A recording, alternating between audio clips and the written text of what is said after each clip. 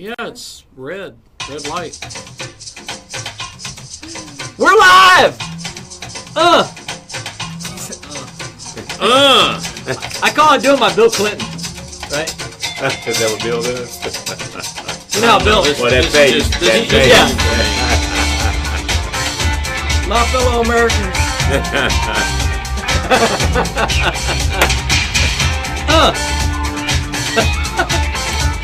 Like and share the show. I'm waiting for my phone to run.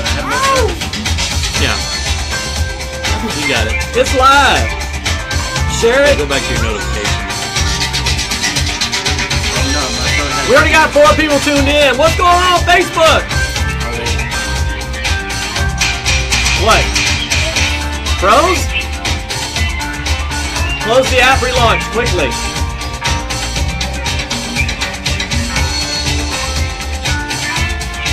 Ah! Technology. Ash, hurry, relaunch the app. We're dead. Launch the app. There you go. You see, it just froze. Technology. You gotta love it.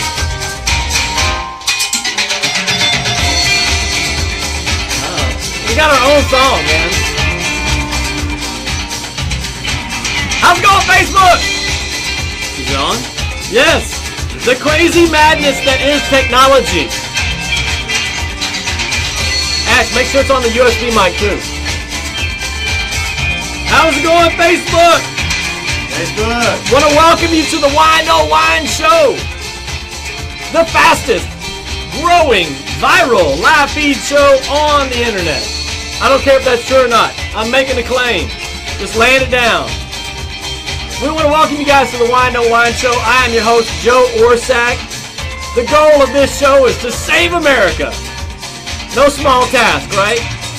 I called our problem in America the zero to Nazi effect. You know what I'm talking about, right? That is in any given conversation where there's disagreement, how long does it take to go from 0 to you're a Nazi, I'm going to punch you in the face and go outside and burn your car down, right? Well, we have a solution here on the Why No Wine Show. We are saving America one civil conversation at a time. So sit back, pour yourself a glass of wine, chill out, hang out for an hour-ish. Ish, right? And you're going to want to jump in on the topic. You guys are as much a part of the show as the people sitting here on the show. Comment. We're going to address your comments. If it's a good enough comment, it's a wine-worthy topic, we'll bring it into the show and discuss it, right? So today's topic, we got a serious topic for this week. The topic, now you look at the audience here. It's an interesting mix of people. You will notice, right? Some young, some old, right? Some We're all young. We're Really all young. young. Some older than others. Relative. We are talking about being a millennial, and is that a millennial's fault, right?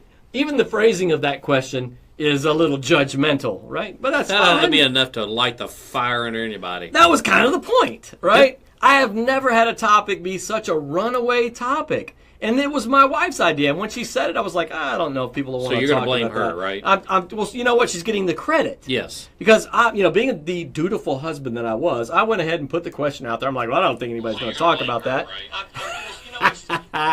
So I'm like, I don't think anybody's going to talk about this topic, but fine, I'll go ahead and put it on the list, just to humor the wife, stay in good graces. And of course, what happens? It's like blows it away. It's not even close. 30 votes for that one, 6 for the next. I mean, it was not even close. Yep. So we're going to talk about being a millennial, and is this a millennial's fault? Right? And we'll talk about what it means to be a millennial, right? Mm-hmm. But before we get into that, I want to let you guys know we're giving away all kind of crazy prizes on the show today, right? You got to stay tuned. Kwame has a question. I was going to say, can you win a prize if you're on the show? It's rigged. You It's want rigged. the book. Actually, you can, but just not the week you're on, right? So, that's You the really bias. want that book, don't you? That's the bias, right? So we're giving away all kind of crazy prizes. First of all, I meant to bring in the other glass, the other bottle, where you can win a premium bottle of wine. A premium bottle of wine. It's either red or white. You get to pick, and it's wine that comes from all around the world. I'm talking Italy, France, Spain, Portugal, Chile, Argentina, Australia. South America, Australia, New Zealand, California, Washington. I mean, all over the place. All over the place. So you get a premium bottle of wine. You also get the custom, one of a kind, you can't find it anywhere else, I'm a Grapehead t-shirt. That's right. If you're watching the show and you're a fan of the show, you're a Grapehead. Welcome to it. Right? Totally ripping off Dr. Pepper. Dr. Pepper, don't sue me, please. And show them what's on the back, Joe. Right? I'm a Grapehead. Oh, wait, there's more. But wait, there's more. That's right. On the back, in vino veritas. Yes, and for those Latin challenge people, that just means in wine truth. This show, we drink wine, right? And we get down to some serious truth, all right? So you're going to win a t-shirt, a bottle of wine. You're going to win this phenomenal book. This is the Ask Gary V book. This is Gary V. If you don't know who Gary V is, he is a beast on the internet, a beast. He has just dominated social media, and he started out in wine, so you know he's cool, right? This book is one entrepreneur's take on leadership, social media, and self-awareness. Phenomenal book. You're going to win this book. And wrapping up the package, probably can't see this. I'll just tell you, I'm going to stay way over here. Look at this.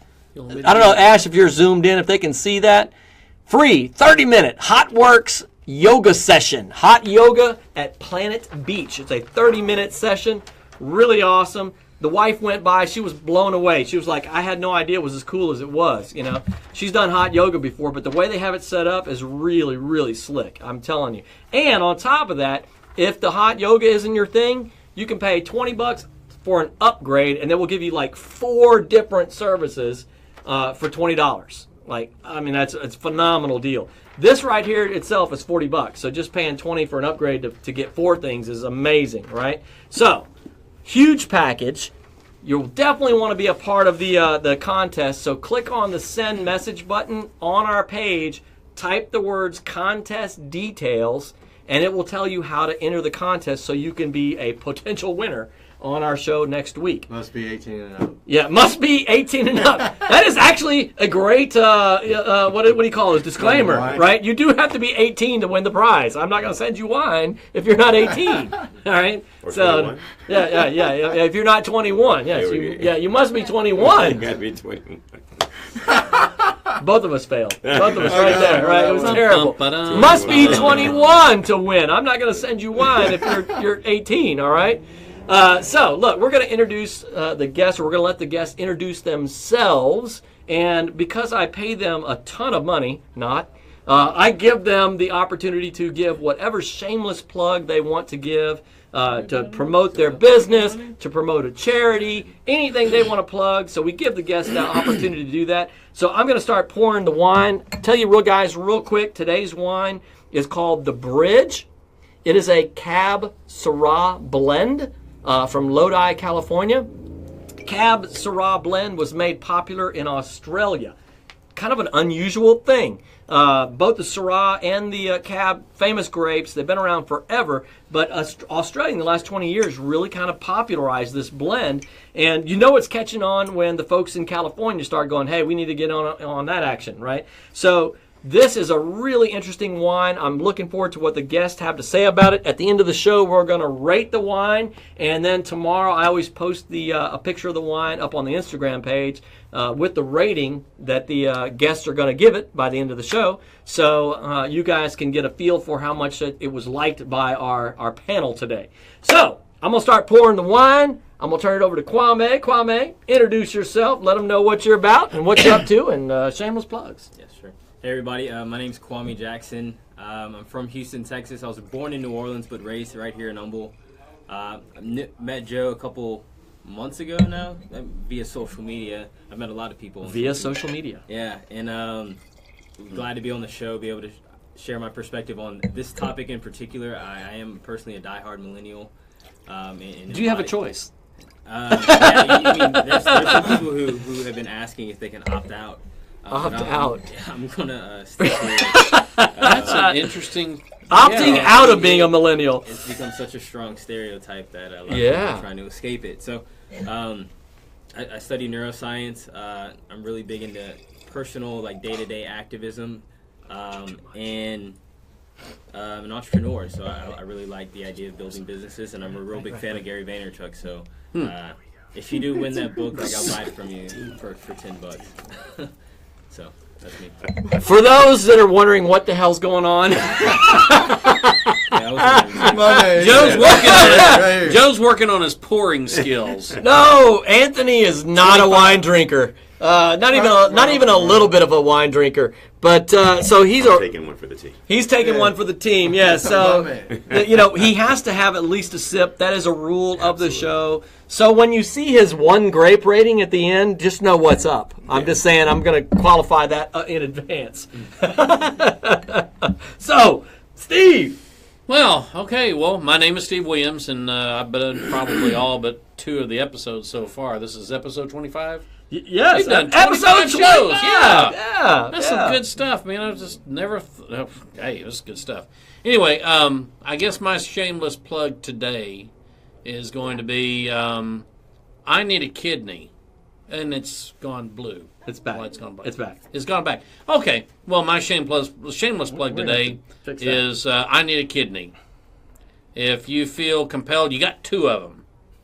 So if you got a spare one to give, you are more than welcome to go down to Methodist Hospital and say that you'd like to be tested in my name, Steve Williams, and they will test you, see if everything is blood type and tissue antigen match, and we'll see where we can go from there. So I do that probably once a year as I make a call for this, and that's a very serious thing. Yeah, it's very serious and life-altering.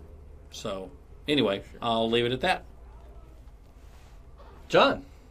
I'm John Cruz. I am from Houston, Texas myself, born and raised here, and I'm in the medical business by trade, and known Joe for, I don't know, quite a number of years. Quite a while now, yeah, I don't know. And we've done crazy things like smoke cigars together and drink wine. And if my life insurance company is watching, John is a blatant liar. And talk about the things that... I don't know what he's talking about. I've never smoked a cigar in my life. So, with that being said, I think I'll turn it over to the next guest. All right. Anthony. Let me tell you about what me and Joe do. Jump out of plane, ride motorcycles. Right. We're going to have a couple NASCAR laps. Our stunt double. He's your stunt double? I play a much younger man on TV. A lot of CGI. Yes, a lot of CGI. I The know hair. That's back when Joe had hair. So, Yeah. No, my name is Anthony Reed. I am from Humble and lived here my whole life. I got a company I started about 3 years ago, Reed Sprinklers, servicing the community and trying to help out our community and stuff like that. So that's about it. That's all I got to say about that. Like ice cream. It's all right. Oh, yeah. All right. So, guys, listen. Oh, we had Astros win 8-2. Yeah. 9 wins ago. Yes. All right, so that means that David is probably tuned in. David Pipkin. Yeah, he chimed in. I saw it. All right, regular on the show, and he comments during the show. So, hey, guys, I thank y'all for tuning in. We got a ton of people already tuning in. Ed Camp. What's up, Ed? What's going on, brother? He's going to be on in November on another show. Right. Lisa, thanks for tuning in. Dawn, thanks for tuning in. Dawn won our prize package a couple weeks back. She got a great Italian wine that she really enjoyed. Tabrice, I saw you on. Jeff, thanks for tuning in. Jeff's been on the show. Lacey, we're trying to get her on the show. We've had her scheduled, and then she had some conflicts. We're going to get her on the show. Esmeralda, thanks for tuning in. Jeffrey Bonnie, what's going on, man? Jay Bonnie, I can't believe he's on. That's awesome. Terry, what is going on? Cheers. That's right, man. Bunch of great folks tuning in. Listen, guys, I'm telling you, you're as much a part of this show as the people sitting here. So definitely chime in. We're talking about a pretty serious topic today.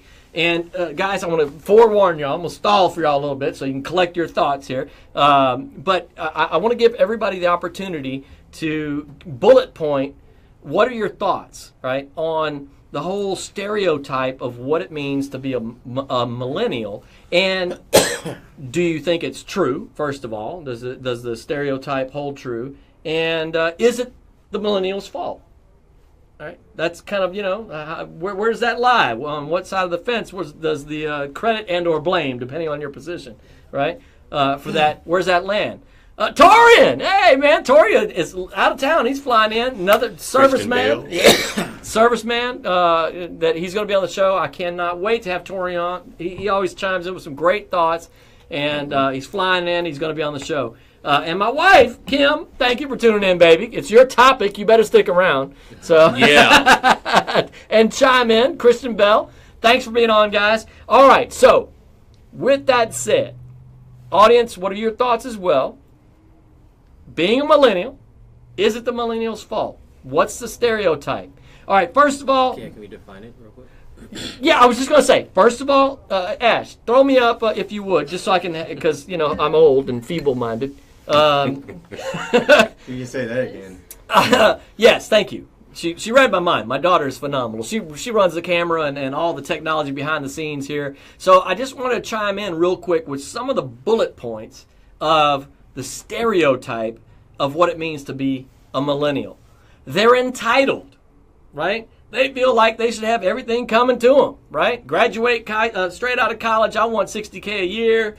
Bam, let's go. At 60 is settling. I really want 80 to 100. So, all right, that's the first thing. They want a trophy just for showing up. Now that you've given me this $80,000 a year straight out of college, when I make it to work on time the first day, you better have a trophy for me. I'm just saying, because I got a lot of important stuff going on.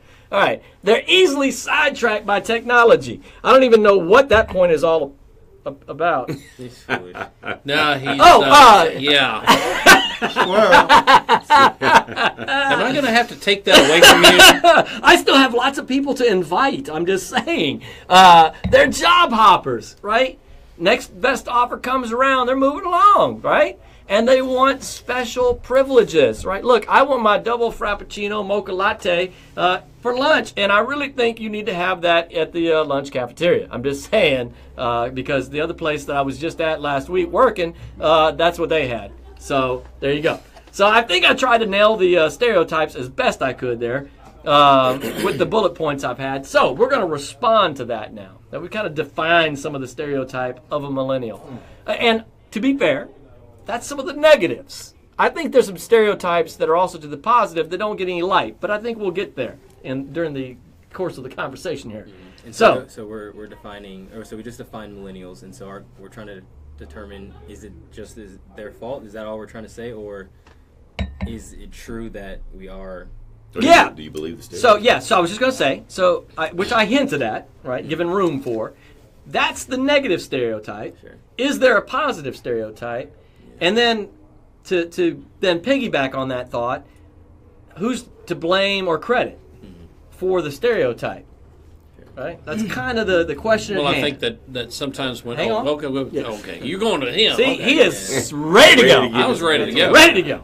Yes. Never mind. Go ahead. So it's all yours, Kwame. As an avid Gary Vaynerchuk fan, he talks a lot about self-awareness. So I would be wrong and kind of lying to say that I don't feel like I participate in even some of the negative stereotypes of a millennial. Like, I'm self-aware of you. Right. He says accept your shortcomings and then accentuate your strengths. And so lazy, I don't believe that I really do want to work as hard as maybe you guys had to get to where you guys are. I think it's only because there's easier ways to get the same thing, right? Now that's either lazy or maybe efficient. I remember a guy talking about how they hired the laziest people to get certain tasks done because they would find the simplest way to get it done.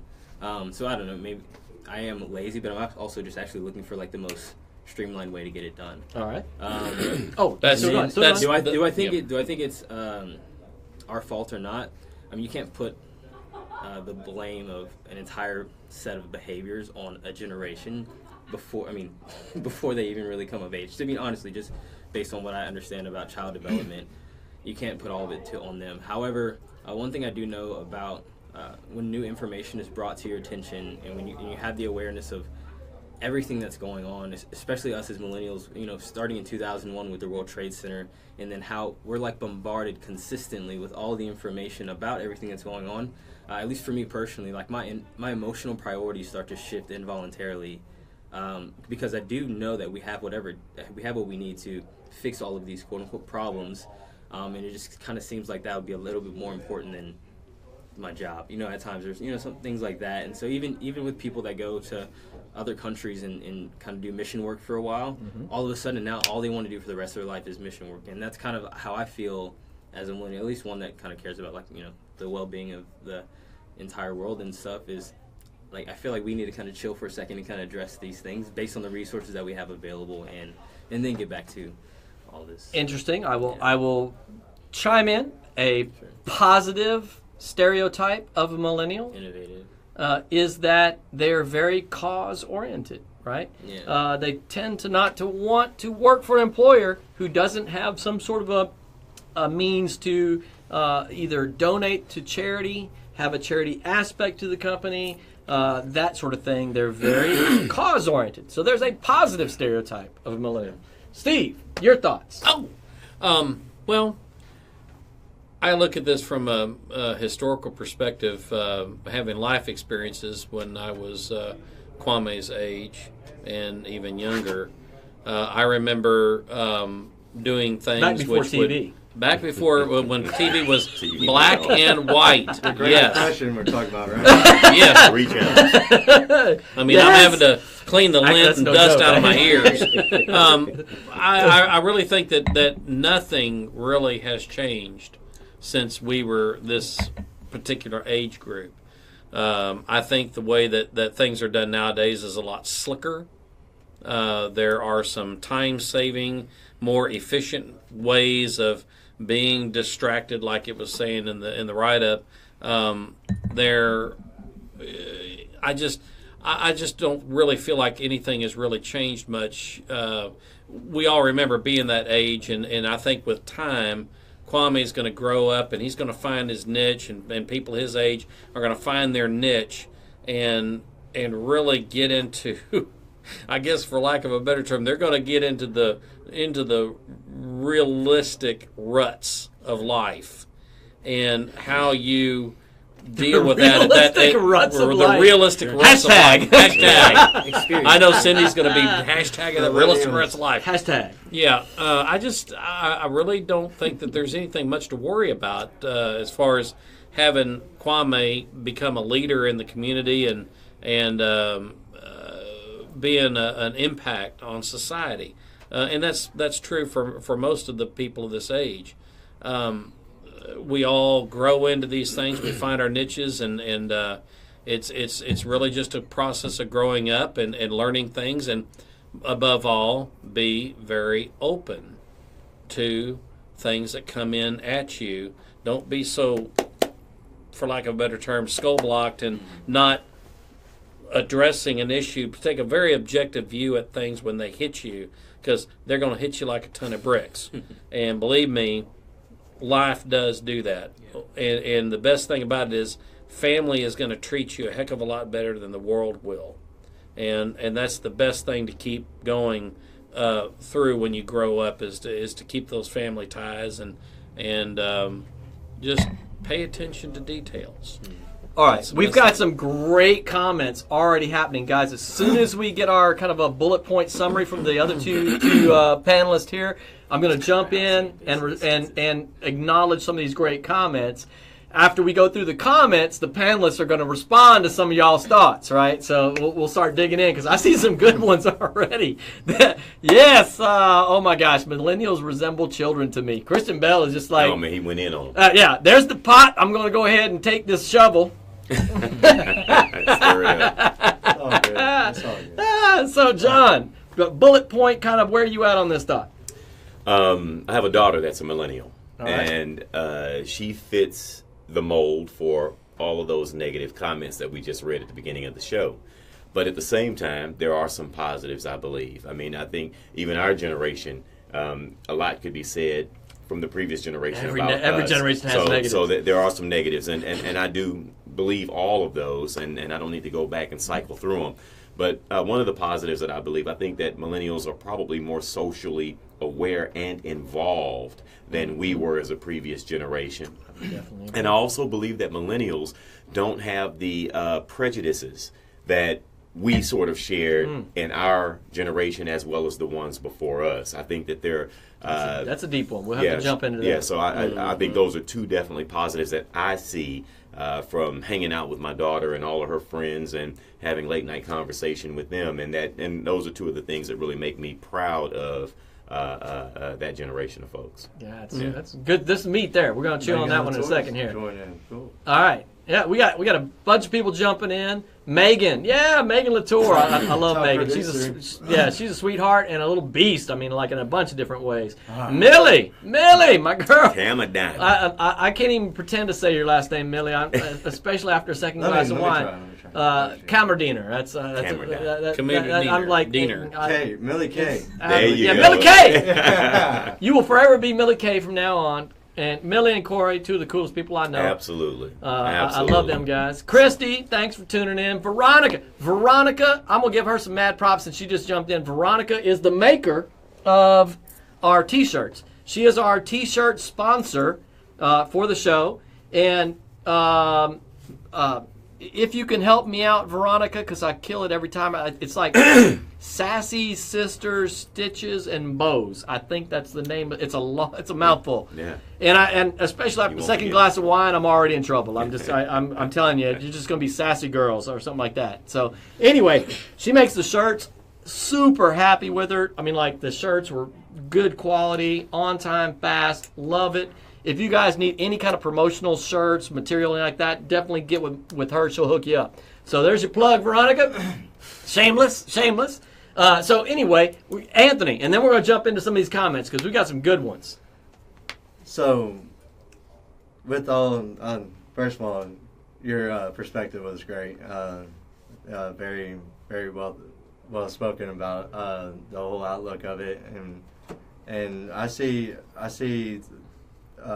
communication in our era with internet and just like back in the day before our generation, and like the neighbors were neighborly, but now we have this internet where we're open Social media. to the whole world, that takes us away from the neighborly, and we get mad when we drive past our neighbors and they don't wave, and it's like, but realistically, there's just so much going on, and the innovation part of finding how to do something more efficiently and faster and all this and that.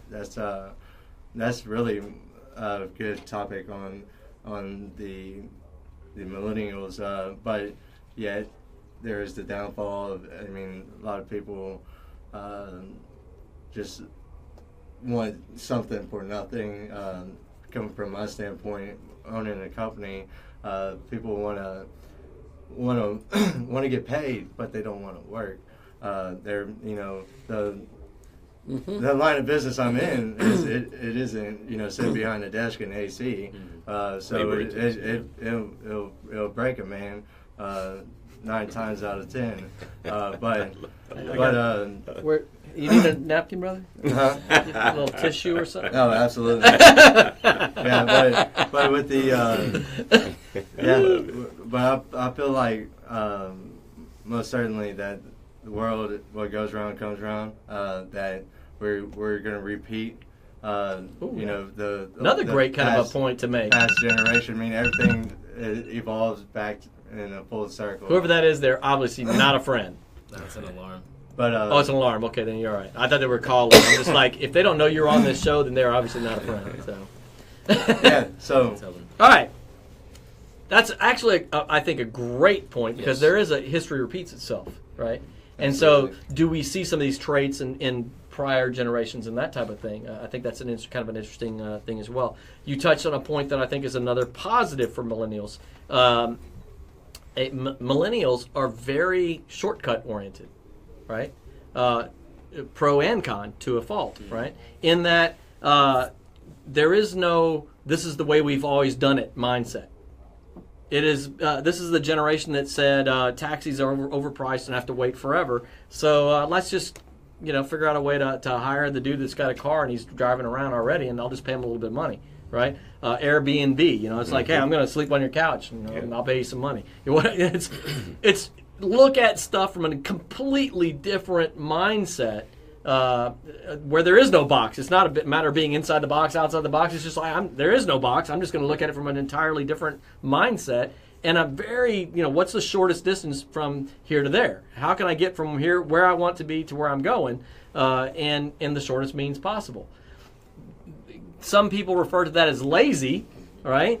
And it comes out that trait comes out in different aspects of being lazy, but it also comes out in ways of being highly efficient, right? To get effective, highly effective. So there's another, a stereotype, and it plays out both ways. So we've got some good comments. First of all, the audience is already going on their own. They have their own show happening. I love it. We're just a sideshow. Right, we're just a sideshow. I don't know who are these people talking. Let me mute them. So let's scroll to the bottom, Ash, and let's go back up. I think if it's bottom to top or top to bottom, I don't know which way it's going here. Newest ones are at the top, so let's go to the bottom and work our way up here real quick. I'm going to fly through some of these. I don't know where you're at if you're at the bottom. All right. Ashley said, no, okay, it's gone. There she is. Ashley Bradley. Ashley, thank you for tuning in. She's a regular in the comment feed. She says, you're innovative, not lazy. Well, I agree with that. Straight to what I was just talking about, right? I agree with that. I think it comes out in both ways, right? That trait is there, and in some ways it plays out as being lazy, and in some ways it plays out as being innovative and being smarter about how you're working, using technology to your advantage, because you've always had technology. You've never had a life where you didn't have technology. Right. You don't know a life where there wasn't cell phones, that sort of thing. There has been a trade-off over the years where I've seen younger folks relying on trying to figure out how to do something. That's where they get their innovation. Where we, the older generations, have started to fail, and I believe that we're the ones that are getting lazy, and that we are not allowing the younger generations to emulate our behaviors and our trials and errors. That's why I was saying about good thoughts. I don't want to kill that. Mm-hmm. Save that thought. I'm going to fly through some more of these, and then let's respond. Yeah. All right. Ed Camp, our older generation didn't need warning labels. We knew better. I don't know if we knew better. It was kind of a trial and error thing. I'm like, I'm just going to drink out of this water hose. All right. I'm just going to lay in the back window of the car while Mom's driving 70 miles per hour down the freeway. No, right? Mr. Yep. No seatbelts, right? You didn't do that? I totally did that, 100%, right? It's the only way to live. Right. I think there was a lot more natural selection that happened. Darwin was right. Right? I think part of the reason why the greatest generation existed is that the weak ones just got weeded out. That's right. All you were left with was the greatest generation, right? The weak ones, like, when Mom hit the brakes, we flew out the window, and they're like, oh, man, I'm sorry Steve didn't make it. Let's have another one. Right? We'll have another one, exactly. I'm replaceable. Zach Burns, Chelsea, Zach Burns has got Chelsea chiming in. And now there's multiple screens happening. The daughter's clicked on stuff. She's normally very good. I don't know. She's probably gotten into the wine this show. Glass. Okay, yeah, scroll all the way down. Yeah, okay, Chelsea here. We need $60K a year to cover housing and basic expenses, including a mortgage in student loans straight out of college. Okay, Chelsea, I 1,000,000,000% agree with you. I would submit that the idea of college being subsidized by the government, anytime the government steps in and starts handing out money, that it will falsely drive the market up, right? And this is a subject I know too much about, so I'm going to shut up.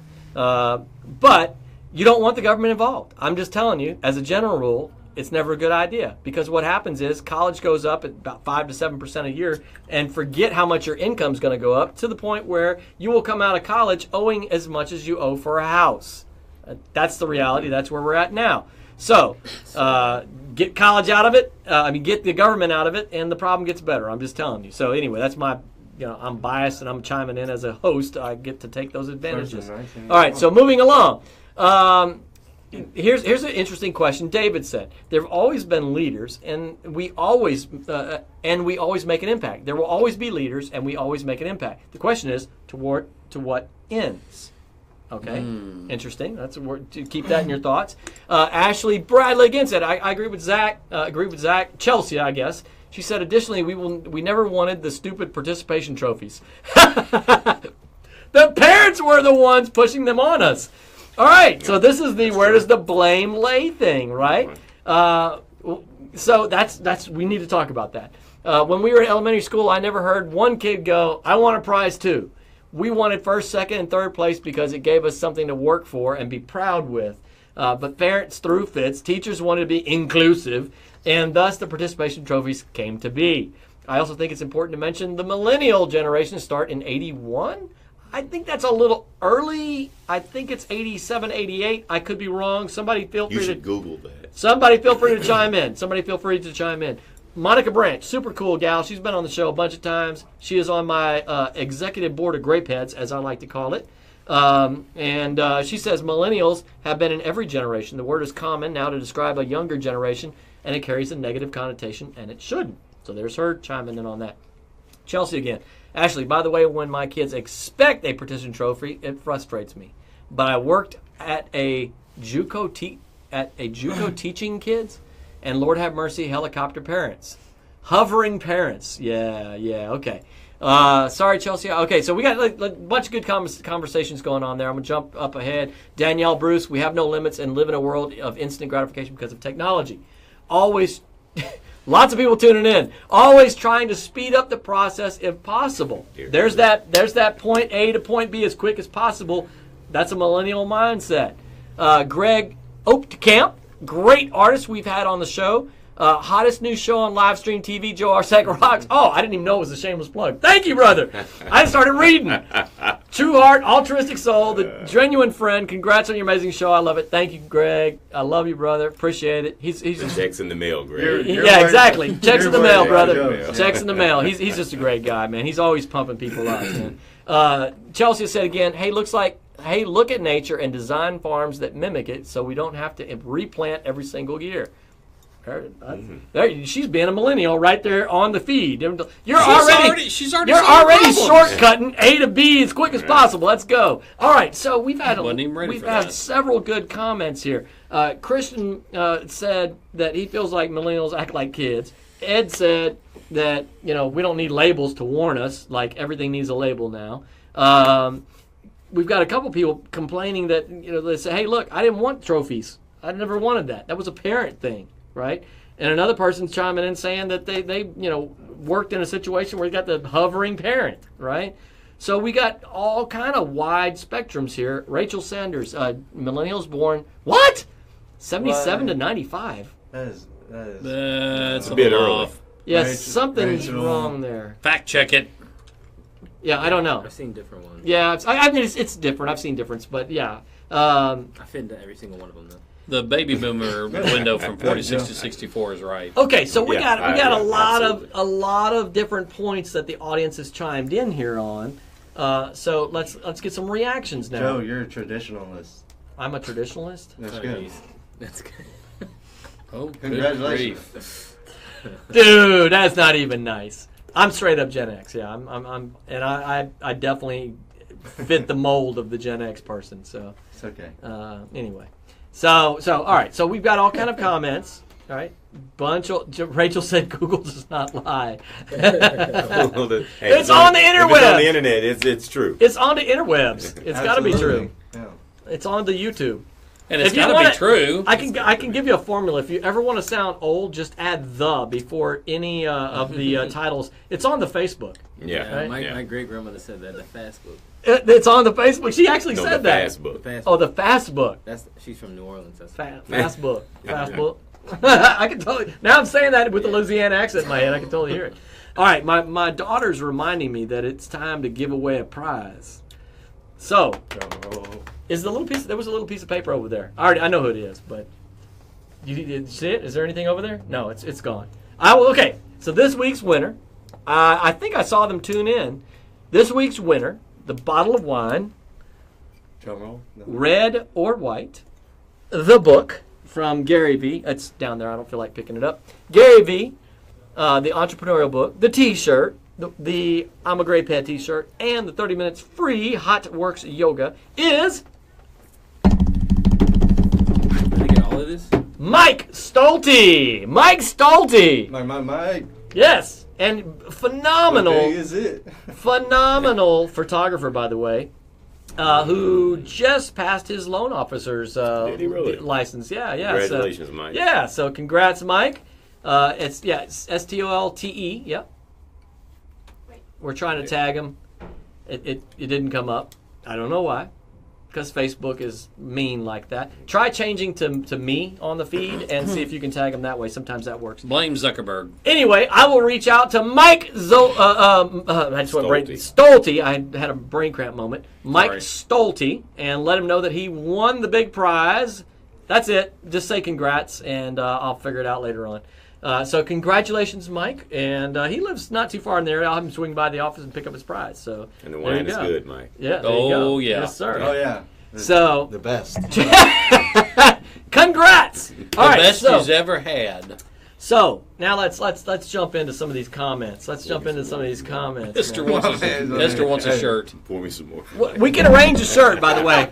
If you want a wine show shirt, the I'm a Grape Head T-shirt, hop over to our page because you can order one right off the page. I've got them on special right now. They're normally $20. We got them on for $14.95. So just hop on and order you a show. Support the show. And if you Plus just shipping and handling.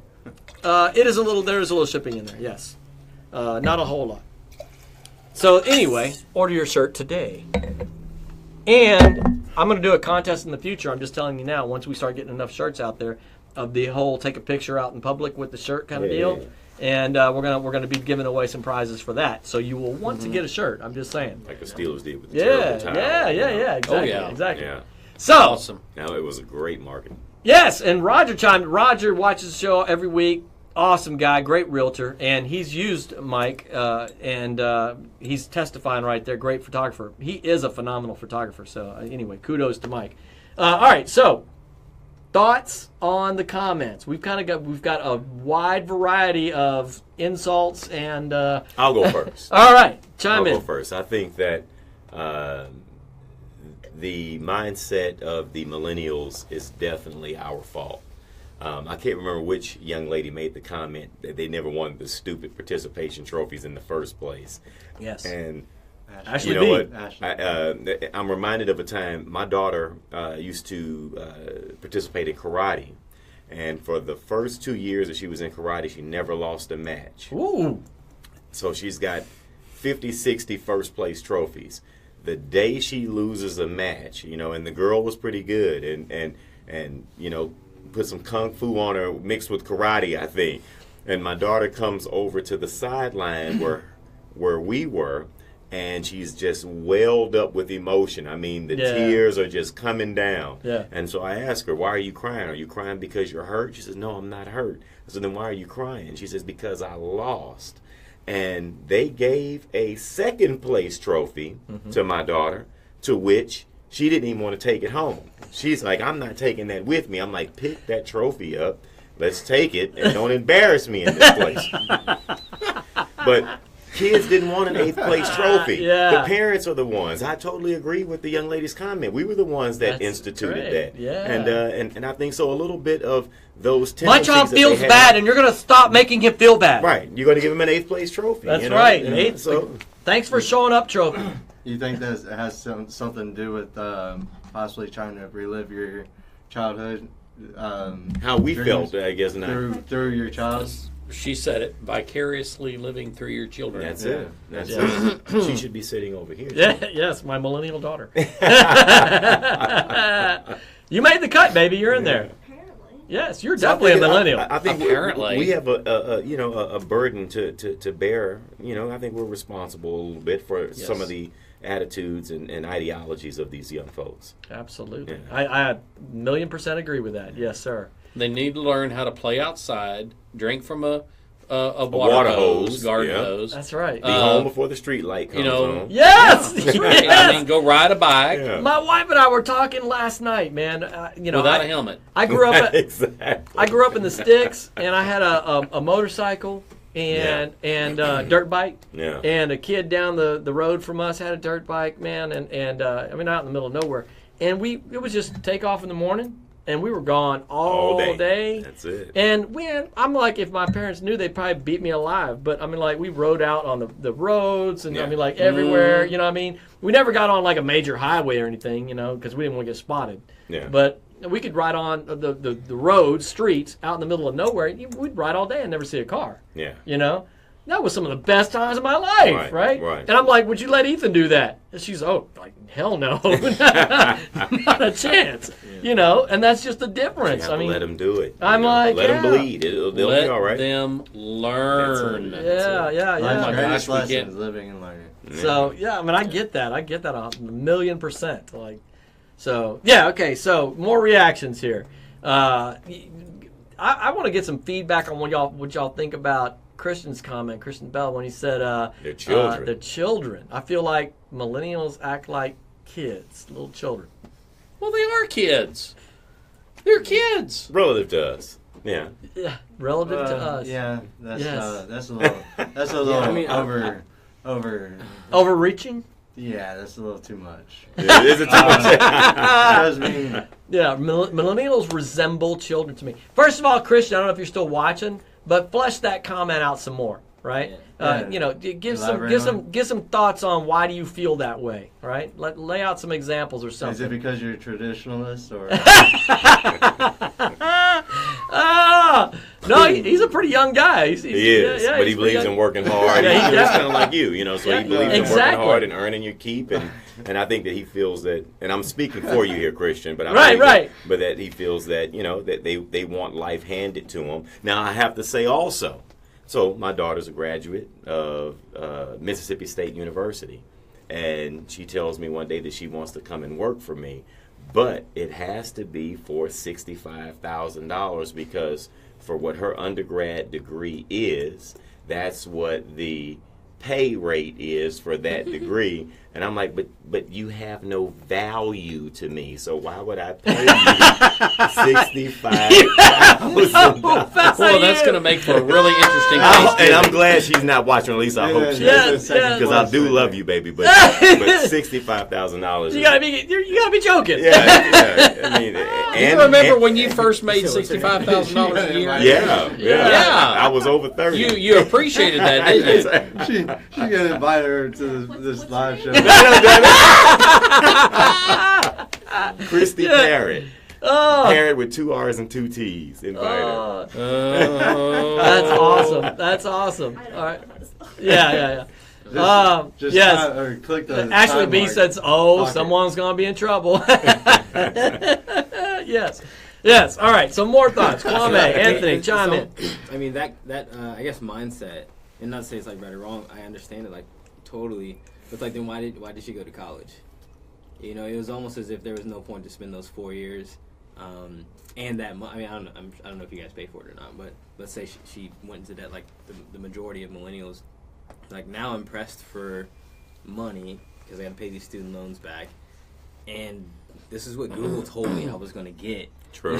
This is true. what Google told you. I mean, I'm not. And Google's never wrong. When I went to Damn it, college, and Google. I went to Xavier University in New Orleans, and I Googled highest paid medical profession, and $465,000 a year or something like that. That's not the highest paid, but for orthopedic surgeon, and so I went for that. However, through my experience, I was like, man, I'd rather prevent disease than fix it. That's just like what was natural for me. So I got involved with research and stopped really caring about like the financial upside of of life, even, right? But for my fellow millennials who are expecting those, I mean, first of all, it's Google, and misplaced expectation leads to so much disappointment, especially for for our generation because we are super sensitive. Because we did get the participation trophies and stuff like that. You know what I'm saying? Now, Yes. I was blessed to be able to win. Whether you want one or not, Yeah. if You you won got a one, participation trophy? You won one. Okay. No, I won. Yeah, I definitely did win that because I was there. Yeah, sure. Right.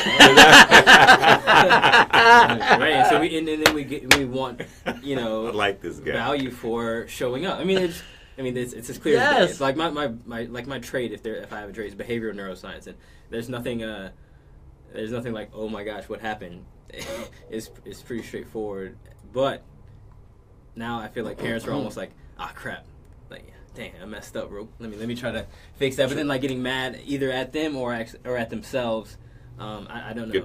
Good point. It's a lot of like, well, you know what? undefined I mean, emotions that's there. that's as you get old, and I've got 2 kids. I don't You think tired? I don't think any He sounds person tired. I don't think any person ever goes into parenting going, I know everything about this. Sure. Right? Mhm. Right? In your heart of hearts, you want to do the best you can, right? And sometimes that means, like, you know what? I don't care what that school says. I'm going down there. I'm going to fight. There's going to be blood and whatever else, but my kid's going to be recognized for being a great kid, Yeah. right? And he's getting a participation trophy. He's getting something, right? Because he's a great kid. Yeah. And your intent is like, right, your heart's in the right place, but you don't realize that by doing that, The collateral damage. the collateral damage. Yeah, you're creating a mindset they're of entitlement. Sure. Right, I'm Absolutely. due something. I should get something just for showing up. Yeah. Right.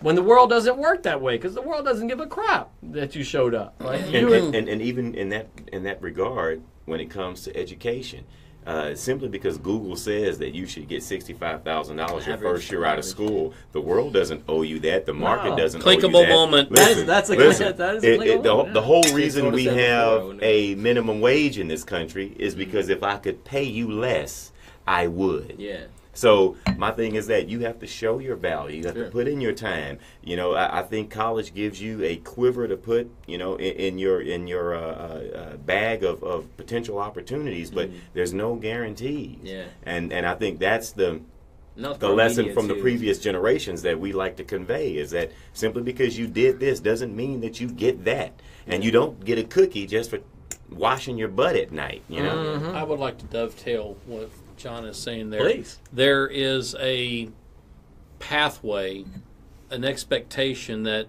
all generations are having now that is just starting to be chipped away at a little bit. This thought that everybody has to go to college.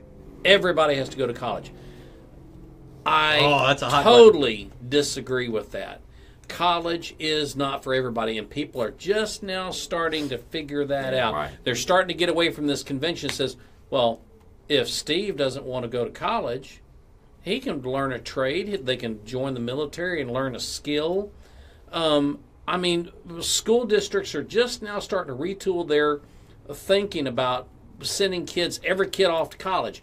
Pasadena Independent School District here locally just a couple years ago have opened up a technical school, a trade school that teaches electricians, welders, shop technicians. Remember when we used to have Absolutely, shop? yeah. When we used to bang on cars and Almost cut my it was thumb great off. stuff. I mean, you want to talk about coming out as an advantage, going into a trade, learning how to do these things, and they are making $65,000 out of the blocks. Absolutely. And then about 5 years down the road, they get their master's certificates or whatever that they're doing, Right.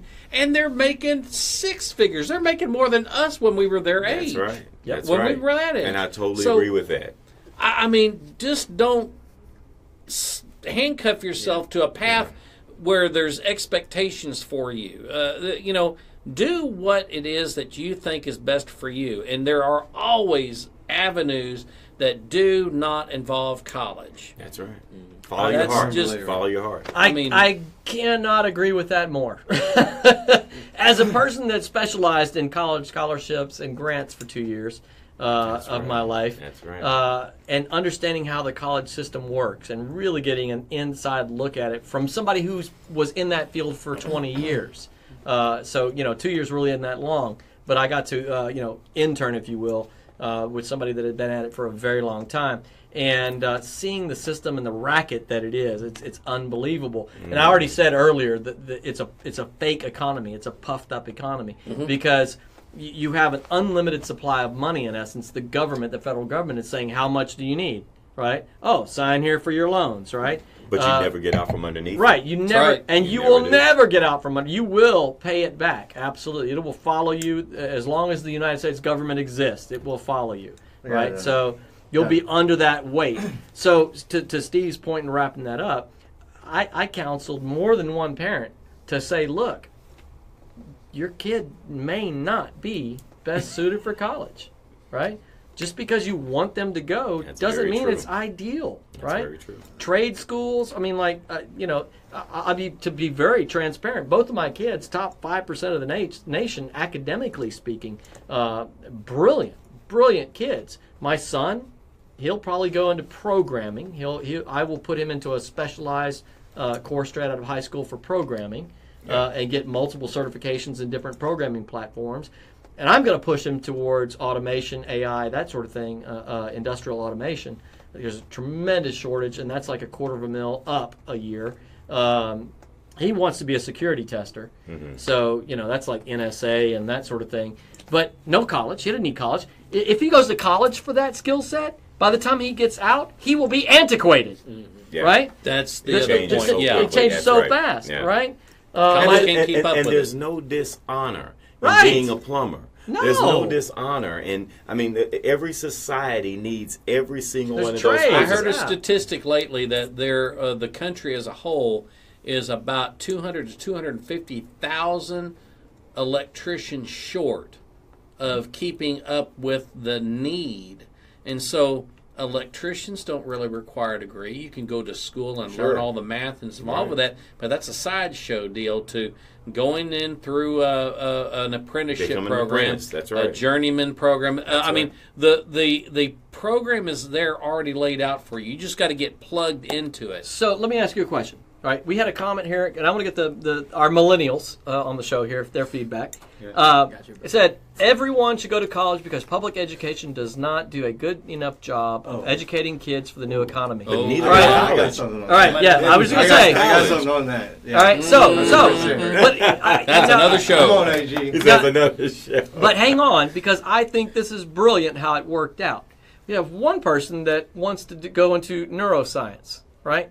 Last time I checked, you can't just, wing that, right? Like, hey, I've been studying on my own. I feel pretty confident. I have good connections. Right, I got right. In other words, that requires a medical license. So it's a license-driven industry, and so you can't just work your way around it. You have to. You're stuck with the license process, right? That's Kwame, right? On the other side of the spectrum, as a young millennial here, we have an entrepreneur who has started his own business and has been building his own business. Does he have to have a college degree for that? No. Entirely different scenario. So, I want to get your thoughts on that comment specifically about public education being a failing to our kids, and that everybody should go to college because college is going to do better, obviously, his point of view, in preparing you for the new economy. Well, first of all, Run with it. Here's the ball.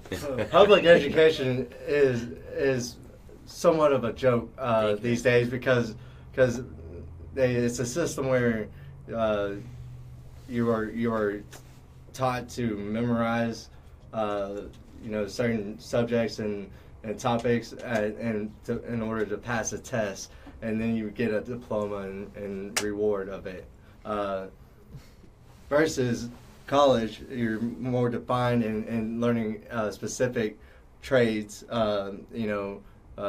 aspects of whatever career path you choose. But public education is a joke. They don't teach anything about life other than the math and I mean, what if they threw economics class and then define an adult at 18. And That's right. I don't know where that number comes from. all that. So I mean, yeah. From my standpoint, I don't need to have a college degree to be, have done what I've done and or anything like that. But that just same outlook would be hard work. You know, it takes hard work to get what you want. You're never going to get away from hard work. Period. No. Doesn't matter. I love the saying that says everyone sacrifices. Some sacrifice at the beginning of their life, some sacrifice at the end of their life. But you will sacrifice. But you will sacrifice. Cheers to that. Yeah. That's clinkable. All right, that's deep. My thoughts on the education. Yes, Kwame. It really just depends on what you want to do. Kwame likes wine. I do. I'm giving the last sliver of the wine, which normally I just drink out of the bottle. So I mean, that's mad respect right there, dude. So just saying. I went to school because I was kind of told. Or college. I went to college because I was told. And the cap's not open. I don't know if you noticed that. Or you didn't notice that. Well, I thought you were making a joke because you're pretty funny. Dang. It's okay. You're gonna get 2, 3, 4, 5, 6. Good to the last drop. Look at that. This is kind of a laid back I went to panel. college because I was. All right, Ken. You were told to go. I was supposed to, and I had no problem with like doing what I was told to do, right? And also, it seemed like the best thing to do to set yourself up is to make like more money than most people do. So I was like, okay, I'm gonna try to do that. But it was my sophomore year when like my awareness changed. Like I was introduced to new information that I hadn't heard before, and it kind of didn't really make sense for me to go pursue this for my personal financial gains when I knew this was a better route and more efficient for everyone else, right? And so Is that A to B thinking coming again? Yeah, right? Shortest route to the end goal. Yeah, and depending on what the end goal is, and I think just for millennials, we're really cause oriented, and the end goal is kind of betterment for humanity. And when I like that. I forgot what he said. The guy who said something about the new economy. The new economy is like obsolete human beings. Like we're not going to be relevant. That's groundbreaking terminology there. That is a brilliant That's point. quite scary. AI. I don't even know. Like within the last 2 or 3 days, I've had this conversation. Where I said, every job will eventually be replaced by a machine. And it's just a matter of time. It's just a matter of time before the economic curve allows it to be. Right? We've already seen it. The most recent relevant one is the whole Seattle $15 minimum wage thing, right? Yeah. And now McDonald's doesn't have people taking orders exactly. anymore. You go in and as soon as that economic curve broke the point where it's just numbers. Where I'm like, okay, it's no longer effective for me to hire a human to do this job. I can spend the money up front, and that cost of spending the money up front has now become less than hiring the people at $15 an hour. But to Kwame's point, for me, the point of technology is to serve mankind and humanity, not to replace mankind. So then that begs the question. So then what do you do? I was just going to say that begs the question, and that's a whole other show. We're depending on you guys to figure that out. The only thing that, based on what I understand, and I've gone to several talks about this idea of like what happens when when all jobs have been replaced. The only jobs that exist are programming and machine maintenance. Robot. And creative. Yeah. And you know what? At what point do machines even replace the programming skill and the maintenance skill? Sure. That's what AI is. Eventually it's going to happen. And so I have no idea how they're going to replace a plumber with a robot. Where are we going to get the jokes? Where are the jokes about plumber's crack? Where's the plumber's crack joke going to be? That's right. Are they going to have to bill them on the robots? There's a whole thing on AI where Elon Musk is kind of hot and heavy on this topic about we're charging ahead into this unknown territory of AI, and he's like, hold up. Because at what point do the machines realize or figure out, become self-aware, that we are the inferior being in the process, right? And it's super interesting that if you turn two AI machines loose on each other in a programming sequence and tell them to communicate with each other, they develop their own language. They start developing shorthand, in essence, for communication. They look at the English language or the programming language, and they say figure out a better way. They figure out a faster route to the point that the people sitting on the outside watching it have no idea what the hell they're saying. Right?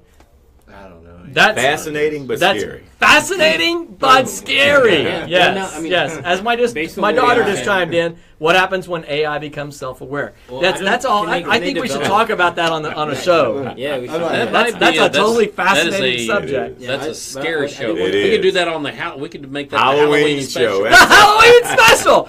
Done. Done. I gotta look at Thank it. you. Yeah, all right. Am I going to be on that show? My costume was going to be an AI. An A They and an just I. gave you up. Yes. That's funny. All right, Kwame. I know. Well, yeah, no, Go ahead. I wanted to finish my point. Yeah. I'm sorry. Go ahead.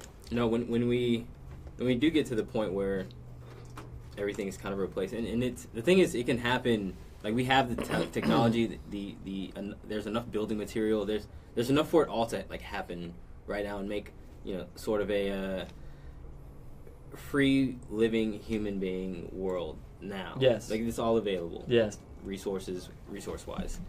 And So so this is like gets into radical thought territory. So what do you do after that? And because I think oftentimes I ask my friends, what would you do if you didn't if all your expenses were taken care of? What would be the first thing you knew? All of them talk about I want to go, I'll go help people. I'll go to Africa and stuff, and that's really like noble, and I really appreciate all that. Yeah. But We got it fixed. but I also asked them, what happens if everybody else is taken care of? What if everybody in the Yeah. world's taken The care whole of? world's There's taken care of. Right. So what do you do then? And what I'm most scared of when. So you mean if everybody was a Democrat? No. If I'm I know. Nice. I'm just kidding. No. In a serious sort of way. But That what Halloween happens then show is, going to I think people are. You threw my man off. I'm sorry. No. Go ahead. No, it's like because I'm really big on self-awareness and doing as often as possible whatever sets kind of like your soul on fire, right? Yeah. Right. And whatever that may be, and ideally that will based on this ecosystem, like serve you financially. But if not, I think there was a shooting right recently, and killed like maybe 59 people, right? That's lived, and 400 injured. In that same amount of time, more people combined committed suicide, died from diseases that are preventable. Oh, and, yeah. so it's like, I get it.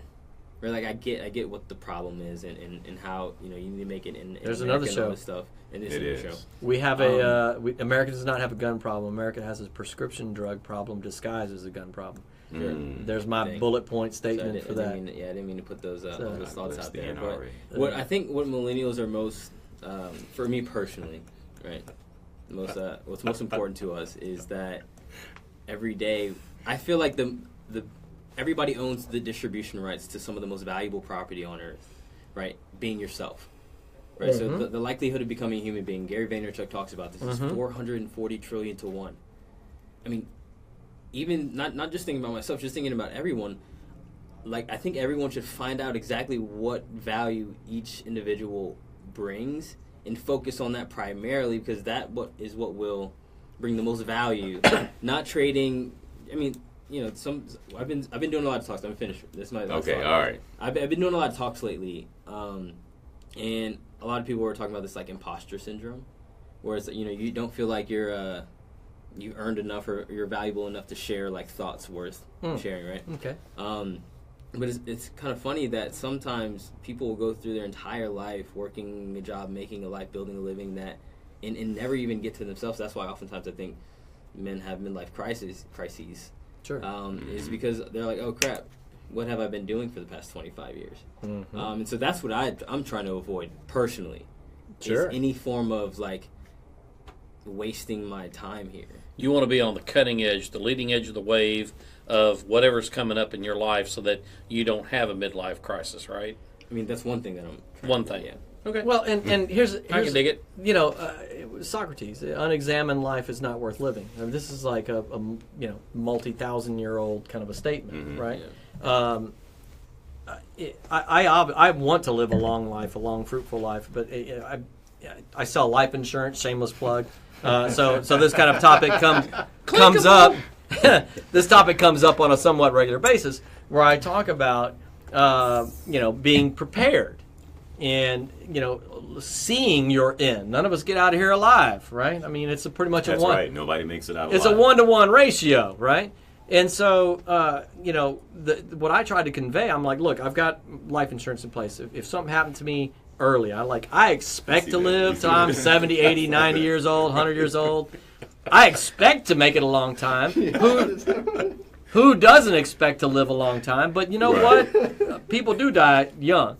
And I tried to convey to my wife now, to my kids now, I put it in the will. I'm like, you know what? I've tried every day of my life to live to my fullest. Yeah. Right? Yeah. And I'm like, not tooting the horn type of thing, but I've managed to have a best-selling book. I've got a black belt twice over, multi-million-dollar businesses, that kind of thing. I failed royal at a lot of stuff, But good, bad, or indifferent, fail or succeed, I've went all in all the time, every day. And I'm like, for me, I think that's the only way to live life, right? That's where you're talking about. You avoid the midlife crisis. Sure. You know what I mean? It's like, I can't have a midlife crisis. I mean, because there's no mid in any part of that. I'm like, I'm going 110 every day. Let's go. So there is no mid in that process. But I think falling into that midlife crisis is when you live a life to satisfy and please society, as opposed to satisfying and pleasing yourself. Exactly. And so, living a life like yours, you're going about it your own way. You're making the choices. You're being an outlier. You're writing your own script. You know what I mean? And so that's millennial. But when you look up and you're 50 years old and you've done everything that society said that you must do, you've gotten the 2 degrees, you've had the 2.2 children, you are put in the 20 years with the company, and then all of a sudden you wake up and it's like, what's it all for? Because I still don't feel fulfilled. Yep. Mm-hmm. But that dynamic has changed with the onset of younger generations. We've all been at their age. We hear what he said. Yeah, we're like, screw that. Yeah, he said they're like, screw you that. Could get shot tomorrow in Vegas. Right. It's just like there's. It's gonna change. I mean, the 2.2 kids, Sure. the 50 years old, 2 degrees. We've made our successes. Now we're going to enjoy the rest of our lives in semi-management roles and retire and live the good life. That dynamic has changed. Sure. I can do it now. There's a popular thing with statement with the millennials is I want to make an impact. I want to make a change in what? Like like when you say that loosely, you throw it out there. I want to make an impact in our community. Like, well, how do you do that? Yeah. Yeah. Continue. As you were. Don't. I mean, everybody says that, but I mean, what is your? What are you gonna do? Going back to everybody's point about everything takes hard work, and I am one of those millennials who, like, felt like because all of my motives and all my desires kind of like served everyone else, I felt like, why don't you just let me do this? But what I realized is that when you get to a point, not to say that I'm there yet, but when you get to a point where you are able to give at a great extent, no matter what you're doing, whether you're earning money for yourself or earning a fortune for yourself or for other people, you have to earn that. Like the ability, like being able to give, like in neuroscience, when you give, it actually serves you more oftentimes than the actual person that's receiving your gift, because you feel really good about that. And so that's worth something, and so that takes work. And so, I mean, I've even made a whole video about... Giver's gain, yes. But I got to add to that. Yeah. There's never a point to where you cannot give. Yeah. So I with young folks, I often hear that when I make money, I'm going to do this. Yeah. Or when I get to this point, when it comes to giving and being responsible for the society that you live in, there's never a point that you cannot give. Yeah. There may be a measure as to how much you can give, but every one of us can give, and I think that's something that should be impressed upon all of us. And whether you are spiritual or not, whether you, I don't. This is not a preaching session, but there are principles that are thousands of years old, right? And consequently, they've been tested for thousands of years. And so there's a principle of the tithe and giving a first portion of your income that is literally thousands of years old, right? And it doesn't belong to a religion, right? It belongs to multiple religions, right? And the idea of that teaching yourself to develop a giving mindset, just like you said. If you have the mindset of when I have money, I'm going to give, you'll never get it. have enough At money. least Exactly right. the That's least for of sure. us all, when you are down and out, kicked to the curb, washed in the gutter, about ready to fall down into seeing a scary clown underneath the sewer system, you're Yes. still... Steve is being relevant. Yes. You can still be a giving person. You Right. can do things that maybe might not get noticed, but then again, maybe will be noticed. You're going to make an impact on somebody no matter what your station in life is. Whether you're successful, you're struggling, you're just kind of hanging on, you're just going through it an even keel, you're going to make an impact on somebody's life. If you aspire to that, you will feel the success. You will not need the participation trophy, because the participation trophy comes from somebody saying, thank you very much for giving me the insight You and made the a difference ability to in my move life. on forward. Yes. That in itself is a reward. I agree. So- I agree. I'm going to wrap up on this thought. Cue the music. It's over? You know what? We have the after show. I want to. I turn 25 tomorrow. I want to leave you guys. Happy birthday. Thanks, man. I want to leave you guys with Happy early birthday. a thought Millennial. from my daughter. Scroll down, baby. I remember when I was 25. A couple years ago, Yes. Get the music going. I'm going to leave you with this thought because I think this is absolutely brilliant. My daughter said, don't trust your future self.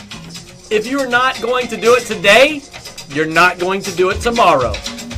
Don't lie to yourself about your true priorities. That is right. where the heck did she get that from? That's freaking deep. That's awesome. And that kind of sums up. That kind of sums up the show right there, man. Shout out to Mike, no doubt. She's a millennial, by the way, so, you know, there you go. Lisa, thanks for tuning in. Brittany, thanks for tuning in. Tina, thanks for tuning in and being a part of the show. Kevin, thanks for tuning in. Let's rate the wine. All right, this is a part of the show where we talk about how great the wine was, or not. Today's wine, The Bridge, from Lodi, California. It is a Cab Syrah blend. If you're interested, hit me up. I'll tell you how to get some. All right, Kwame, how was the Bridge for you? Got 4.5.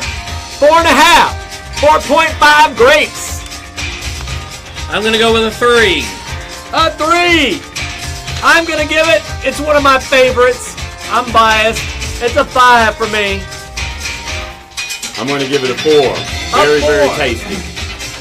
I'm going to give it a 10. No. Now, Anthony does not drink wine at all. I give it a respectable 2. All right. Because I was able to not throw up, I guess. Yes. It's somewhat smooth. Somewhat smooth. All right, that's it, guys. We thank you for being a part of the show. It always flies by. If you want to be a part of the show, hit me up, shoot me a message. Be sure to like and share the show because we are on a mission to save America one civil conversation at a time. Tune in Wednesday at 5 on YouTube to catch the artist edition of the Wine No Wine Show, and we'll be back here next Friday at 5. We're out.